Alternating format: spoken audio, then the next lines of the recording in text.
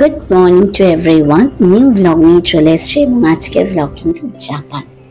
Japan এমন একটা country, আমাদের কম বেশি প্রত্যেকটা মানুষেরই একটা স্বপ্ন থাকে। কারণ আমাদের জাপান বলতেই ফার্স্ট যেটা মাথায় আসে সেটা হলো ডোরেমন। ডোরেমনের গ্যাজেট, ডোরেমন, নোবিতা, এই সব কিছু কিন্তু জাপানিজ। এই কার্টুনটা সবাই আমরা জানি যে জাপানে প্রথম এই কার্টুনটার উদ্বোধন হয় এবং সেখান থেকে পরবর্তীকালে সমস্ত দেশে ছড়ায়। জাপানিজ এই ক্যারেক্টার শুধু নয়, আরো বেশ কয়েকটা আছে, নিনজা হাতুড়ি, এগুলো কিন্তু সবই জাপানিজ কার্টুন। আমাদের কোয়ার্টারলি কন্টেস্টগুলো অ্যাচিভ করলে আমরা ডোমেস্টিক ট্রিপ বা ফরেন ট্রিপে যেতে পারি, কিন্তু এগুলো ছাড়াও পুরো ইয়ারে আমরা কি কাজ করছি তার উপর আমরা দুটো ট্রিপ পাই। সেই দুটো ট্রিপের মধ্যে একটা হলো grand slam. Grand slam qualify করা মানে হচ্ছে one of the most important award বা অ্যাচিভমেন্ট তুমি পেলে তোমার পুরো বছরের কাজের ওপর।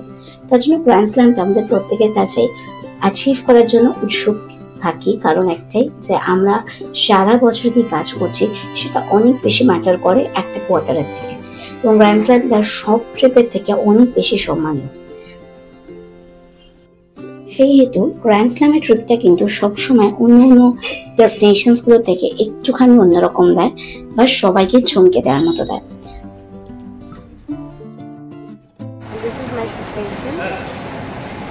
আমাদের গ্র্যান্ড স্ল্যামের ট্রিপটাই ছিল জাপান। জাপান এমন একটা শহর, আমি যেটা প্রথমেই বলে শুরু করলাম, যেটা অনেক মানুষই ভাবতেই পারে না যে ফরেন ঘুরতে যাবে এবং সেটা জাপানে যাবে। জাপান যতই এখন আমাদের হাতের নাগালে চলে আসুক না কেন, অনেক লোক দেখিয়ে নিই না কেন, কিন্তু জাপানে লোক টাকা খরচা করে ঘুরতে পারে ভীষণ কম যায়। হ্যাঁ, আমরা চাকরি সূত্রে বা পড়াশোনা সূত্রে, কাজ সূত্রে আমরা হয়তো ওখানে থাকি, কিন্তু রেগুলার নয়। কিন্তু মান্থলি বা যখন হোক আমাদের সুবিধা মতো জাপানে বাঙালি ফরেন ট্রিপে যাচ্ছে, এটা কিন্তু একটু হলেও কঠিন, কারণ Japan is one of the costly country. তাতেও মানুষকে যাওয়া বন্ধ করে দিয়েছে না, যেটা আমাদের জন্য ভীষণ গর্বের। প্রত্যেকটা ফরেনে আমি যেখানে যেখানে আমি আমার সাধ্যমতো গেছি বা আমরা শুনেছি, প্রত্যেকটা জায়গায় কিন্তু বাঙালির আনাগোনা সব থেকে বেশি। আমার ভীষণ ভালো লাগে যখন এক একটা ফরেন ট্রিপে গিয়ে বিভিন্ন বাঙালির সাথে দেখা হয়। এইবারও যখন জাপানে গেছিলাম, একজন পার্ক স্ট্রিটের ভদ্রলোকের সাথে দেখা হলো এবং এত গর্ব হচ্ছিল যে আমি ভারতবর্ষ থেকে এসেছি এবং আমি জাপান, দুবাই, আবুধাবি, থাইল্যান্ড প্রত্যেকটা জায়গায় বাঙালিদের প্রচুর আনাগোনা দেখি, এবং বাঙালি কিন্তু প্রত্যেকটা জায়গায় গিয়ে সাকসেসফুলি কাজ করছে। এটাও আমাদের কাছে ভীষণ গর্বের একটা ব্যাপার।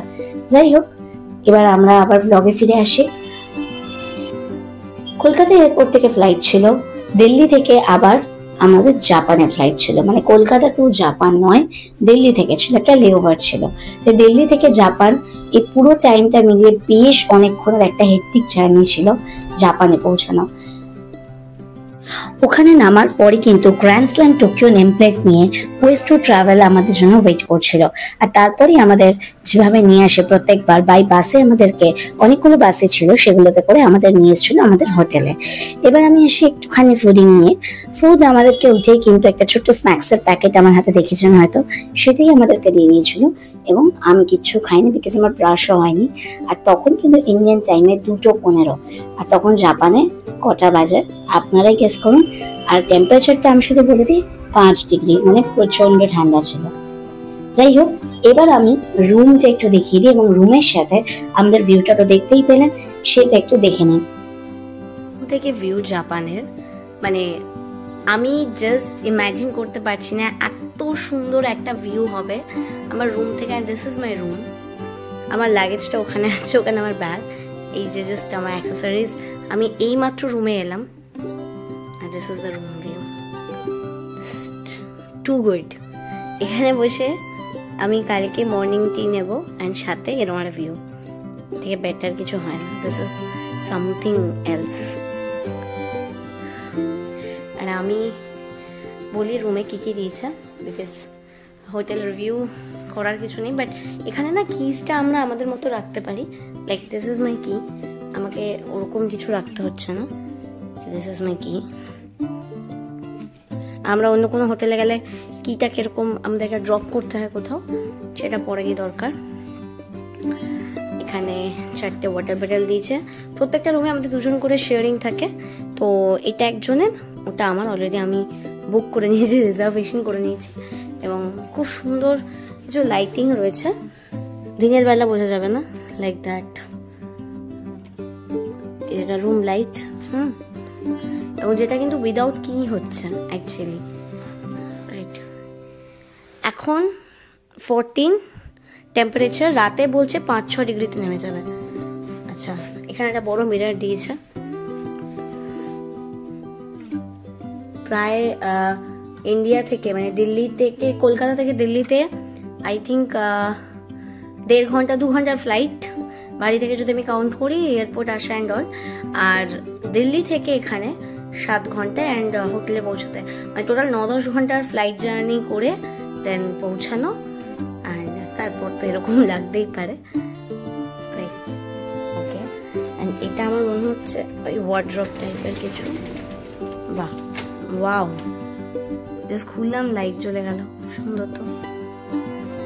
এখানে একটা ড্রয়ার টাইপের কিছু দিয়েছে, ডেফিনেটলি এটা একটা ড্রয়ার, গুড। আচ্ছা, এখানে আমরা আমাদের প্রয়োজনীয় জিনিস হ্যাঙ্গিং করতে পারবো, প্লাস রাখতে পারবো।